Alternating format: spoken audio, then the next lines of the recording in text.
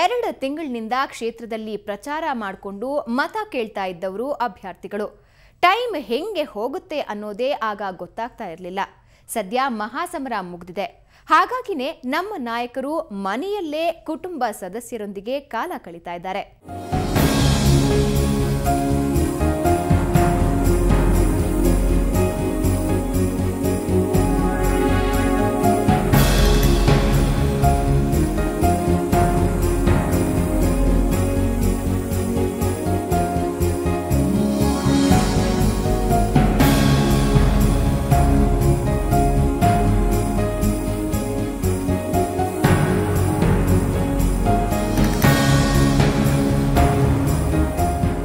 ತೀವ್ರ ಕುತೂಹಲ ಕೆರಳಿಸಿದ್ದ ವಿಧಾನಸಭಾ ಚುನಾವಣೆಯ ಮತದಾನದ ಮುಕ್ತಾಯವಾದ ಬೆನ್ನಲ್ಲೇ ಅಭ್ಯರ್ಥಿಗಳು ಕೊಂಚ ವಿಶ್ರಾಂತಿ ತೆಗೆದುಕೊಳ್ತಾ ಇದ್ದಾರೆ.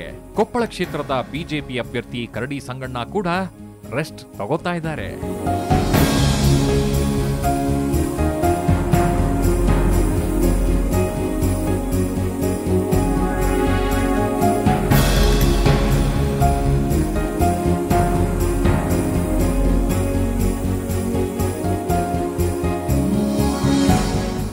ಇನ್ನಿಲ್ಲ, ಈಗ ಸ್ವಲ್ಪ ಫ್ರೀ ಅನಿಸ್ತದೆ.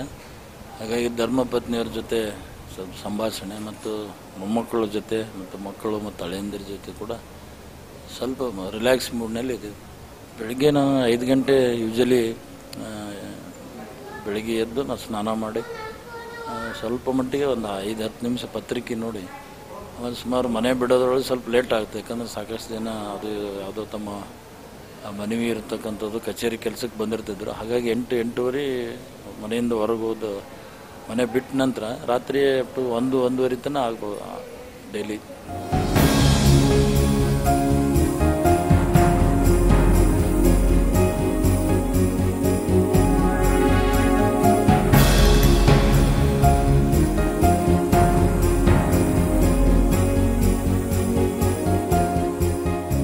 ಎಷ್ಟು ದಿನಗಳ ಕಾಲ ಪ್ರಚಾರದಲ್ಲಿ ಫುಲ್ ಬ್ಯುಸಿಯಾಗಿದ್ದ ಅಭ್ಯರ್ಥಿಗಳು ಈಗ ರಿಲ್ಯಾಕ್ಸ್ ಮೂಡ್ನಲ್ಲಿದ್ದಾರೆ.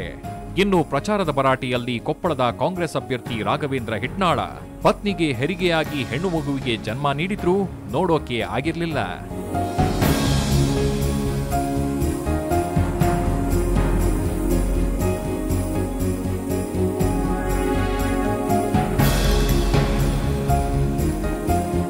ಯೂಶಲಿ ಮತ್ತು ಚುನಾವಣೆ ಅಂದಮೇಲೆ ಬ್ಯುಸಿನೇ ಇರ್ತೀವಿ. ಯಾಕಂದರೆ ಬೆಳಗ್ಗೆ 6 ಗಂಟೆಲಿದ್ದ ಸಾಯಂಕಾಲ 1 ಗಂಟೆ 2 ಗಂಟೆವರೆಗೂ ಕೂಡ ಪ್ರಚಾರ ಇದರಲ್ಲಿ ಕೈಗೊಳ್ತೀವಿ. ಆ ಥರದಲ್ಲಿ ಏನಿಲ್ಲ, ಬಟ್ ನಾಮಿನೇಷನ್ ಹಿಂದಿನ ದಿನ ಡೆಲಿವರಿ ಆಗಿದೆ. ಸೊ ಚುನಾವಣೆ ಮುಗಿದ ನಂತರ ಹೋದ್ರಾತೆ ಅಂತೇಳಿ ಇದು ಮಾಡಿದ್ವಿ, ಹೊರಟಿದ್ವಿ. ಜನರಿಂದ ಜನರಿಗಾಗಿ ಎನ್ನುವ ಭಾವನೆಯಿಂದ ದಿನನಿತ್ಯ ಪ್ರಚಾರ ಮಾಡಿದ ಕಣದ ಕಲಿಗಳು ಇಂದು ತಮ್ಮ ಕುಟುಂಬದ ಸದಸ್ಯರೊಂದಿಗೆ ಕಾಲವನ್ನ ಕಳೀತಿದ್ದಾರೆ.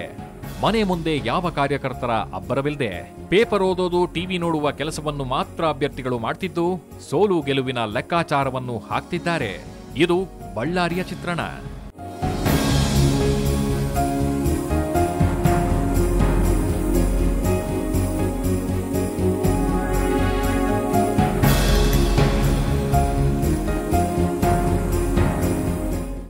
ಮತಯಾಚನೆ ಪ್ರಚಾರಕ್ಕಾಗಿ ಬಳ್ಳಾರಿ ನಗರದ ಪ್ರತಿಯೊಂದು ವಾರ್ಡ್ನಲ್ಲಿ ಬೆಳಗ್ಗೆ 6 ಗಂಟೆಯಿಂದ ರಾತ್ರಿ 10 ಗಂಟೆವರೆಗೆ ಜನರ ಬಳಿ ಓಡಾಡಿ ಮತಯಾಚಿಸಿದ್ದೀವಿ. ನಮ್ಮ ಪಕ್ಷದ ಎಲ್ಲ ಮುಖಂಡರು, ಕಾರ್ಯಕರ್ತರು ಸಾಕಷ್ಟು ನಮ್ಮ ಜೊತೆಗೆ ಶ್ರಮಿಸಿದ್ದಾರೆ. ನಿನ್ನೆ ಅಷ್ಟೇ ಮತದಾನ ಪ್ರಕ್ರಿಯೆ ಮುಗಿದಿದೆ. ಈಗ 8ನೇ ತಾರೀಕು ಮತ ಎಣಿಕೆ ಬಾಕಿ ಇದೆ. ಖಂಡಿತ ಜನ ನಮ್ಮನ್ನು ಕೈ ಹಿಡಿತಾರೆ, ನಮ್ಮನ್ನು ಬೆಂಬಲಿಸಿದ್ದಾರೆ ಎಂಬ ನಂಬಿಕೆ ಇದೆ.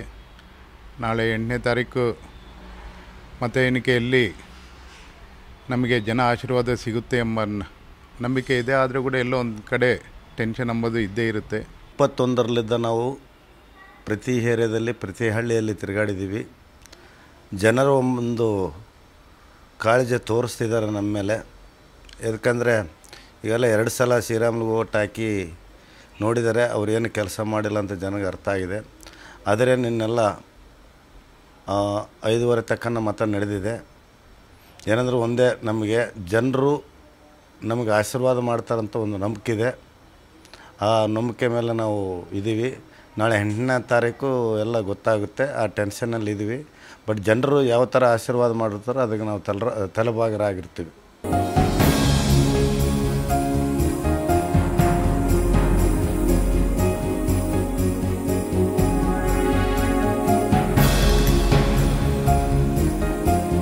ಗುಮ್ಮಟನಗರಿಯ ಮತದಾರರು ಮಾತ್ರ ತಮ್ಮ ಹಕ್ಕು ಚಲಾಯಿಸಿ ನಿರಾಳವಾಗಿದ್ದಾರೆ. ಆದರೆ ಅಭ್ಯರ್ಥಿಗಳಲ್ಲಿ, ಅವರ ಬೆಂಬಲಿಗರಲ್ಲಿ, ಕುಟುಂಬ ಸದಸ್ಯರಲ್ಲಿ ಕೂಡ ಕಾತುರ ಮನೆ ಮಾಡಿದೆ. ಕಳೆದ ಕೆಲ ದಿನಗಳಿಂದ ಕುಟುಂಬ ಸದಸ್ಯರೊಂದಿಗೆ ಕಾಲ ಕಳೆಯಲಾಗದೆ ಬ್ಯುಸಿಯಾಗಿದ್ದ ರಾಜಕಾರಣಿಗಳು ಮನೆ ಮಂದಿಯೊಂದಿಗೆ ಕಾಲ ಕಳೆಯುತ್ತಾ ರಿಲ್ಯಾಕ್ಸ್ ಆಗಿದ್ದಾರೆ. ಅಲ್ಲದೆ ಭೇಟಿಗೆ ಬರುವ ಬೆಂಬಲಿಗರೊಂದಿಗೆ ಅಭಿಪ್ರಾಯ ಸಂಗ್ರಹಿಸಿದ ಗೆಲುವಿನ ಲೆಕ್ಕಾಚಾರದಲ್ಲಿ ತೊಡಗಿದ್ದಾರೆ. ಬಿಜಾಪುರ ಜಿಲ್ಲೆಯ ಪ್ರಭಾವಿ ರಾಜಕಾರಣಿ ಎಂದೇ ಗುರುತಿಸಲ್ಪಡುವ ಬಬ್ಬಲ್ಲೇಶ್ವರ ಮತಕ್ಷೇತ್ರದ ಕಾಂಗ್ರೆಸ್ ಅಭ್ಯರ್ಥಿ ಎಂಬಿ ಪಾಟೀಲ್ ಕೂಡ ಮನೆಯಲ್ಲಿ ರೆಸ್ಟ್ ತಗೊಳ್ತಾ ಇದ್ದಾರೆ.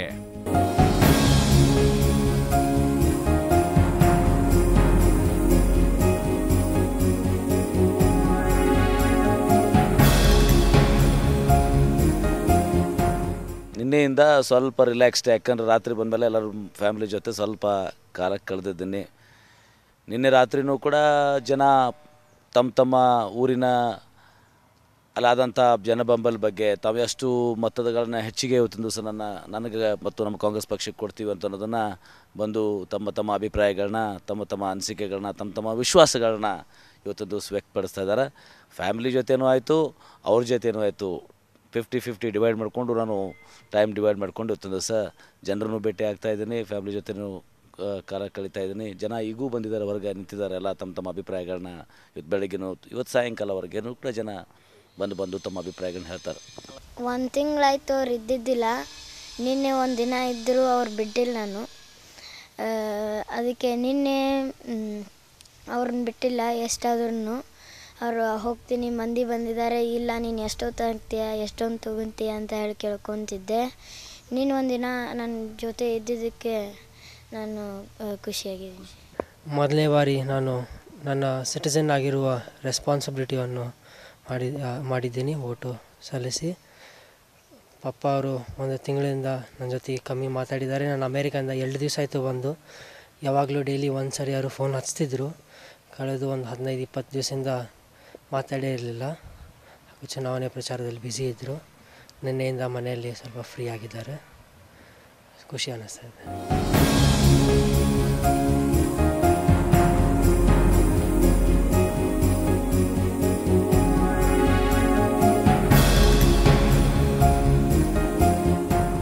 ಮತದಾರ ನಮ್ಮ ಕೈ ಹಿಡಿಯಲಿದ್ದಾನೆಂದು ವಿಶ್ವಾಸದಲ್ಲಿರುವ ಅಭ್ಯರ್ಥಿಗಳು ಮೇಲ್ನೋಟಕ್ಕೆ ರಿಲ್ಯಾಕ್ಸ್ ಮೂಡ್ನಲ್ಲಿದ್ದಾರೆನಿಸಿದ್ರು ಒಳಗೊಳಗ್ ಮಾತ್ರ ತುಂಬಾ ಆತಂಕದಲ್ಲಿಯೇ ಇದ್ದಾರೆ.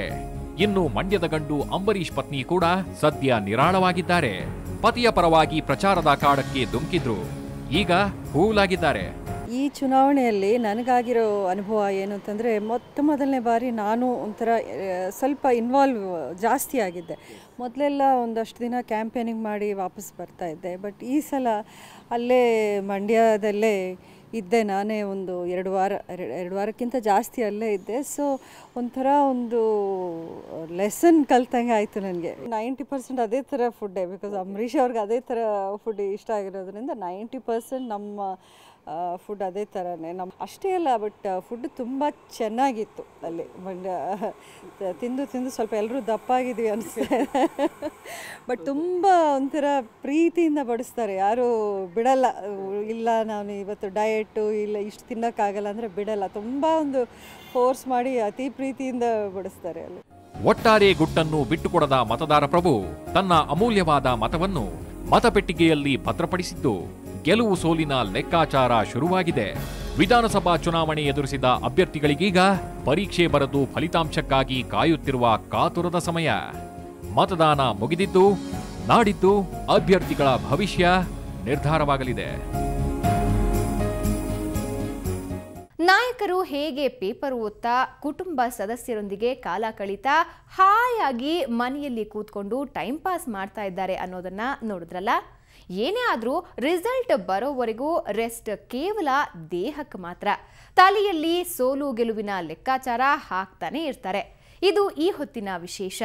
ನೇರ, ದಿಟ್ಟ, ನಿರಂತರ ಸುದ್ದಿಗಾಗಿ ನೋಡ್ತಾ ಇರಿ ಸುವರ್ಣ ನ್ಯೂಸ್.